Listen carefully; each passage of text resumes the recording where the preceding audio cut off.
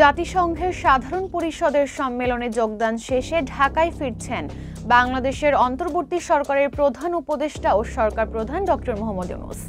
তার প্রেস সচিব শফিকুল আলমের দাবি, বাংলাদেশের কোনো সরকার প্রধানের জাতিসংঘ সাধারণ পরিষদের অধিবেশনে যোগদান সফরগুলোর সবচেয়ে সফলতম সফর। কারণ মাত্র 4 দিনের সফরে যুক্তরাষ্ট্রের প্রেসিডেন্ট জো বাইডেন, কানাডার প্রধানমন্ত্রী জাস্টিন ট্রুডো, বিশ্বব্যাংকের প্রেসিডেন্ট অজয় বাঙ্গা, IMF এর প্রেসিডেন্ট ক্রিস্টালিনা জর্জিয়েভা, ইতালির প্রধানমন্ত্রী জর্জিয়া মেলোনি, পাকিস্তানের প্রধানমন্ত্রী শেহবাজ শরীফ, মালদ্বীপের প্রেসিডেন্ট মোহাম্মদ মুইজ্জু, নেপালের প্রধানমন্ত্রী কেপি শর্মা ওলি, চীনের পররাষ্ট্রমন্ত্রী ওয়াং ই সহ মোট 12টি দেশের রাষ্ট্র ও সরকার প্রধানের সঙ্গে বৈঠক করেন ডক্টর ইউনূস। অংশ নিয়েছেন সাধারণ পরিষদের অধিবেশন সহ 40টি উচ্চ পর্যায়ের বৈঠকে। বিভিন্ন কারণে প্রধান উপদেষ্টার এ সফরটি গুরুত্বপূর্ণ ছিল আগে থেকেই। প্রথমত, বাংলাদেশে গণঅভ্যুত্থানের মুখে গত 5 আগস্ট শেখ হাসিনার ভারতে পালিয়ে যাওয়া এবং ছাত্র জনতার সমন্বয়ে নতুন অন্তর্বর্তীকালীন সরকার গঠনের পর এবারের জাতিসংঘ অধিবেশনে যোগ দিয়েছে বাংলাদেশ।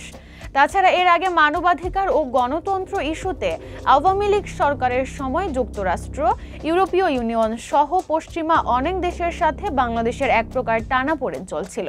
ফলে এই সম্মেলনকে বাংলাদেশের জন্য ভাবমূর্তি পুনরুদ্ধার ও পশ্চিমা দেশগুলোর সঙ্গে সম্পর্ক উন্নয়নের একটি প্রেক্ষাপট হিসেবে দেখেছেন অনেক বিশ্লেষক।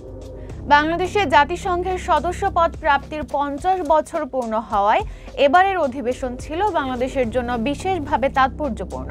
প্রধান উপদেষ্টা জাতিসংঘের অধিবেশনের আগে রোহিঙ্গা, পাচারকৃত অর্থ দেশে ফেরত আনা সহ বেশ কিছু গুরুত্বপূর্ণ ইস্যুতে কয়েকটি বৈঠক করেছেন তিনি।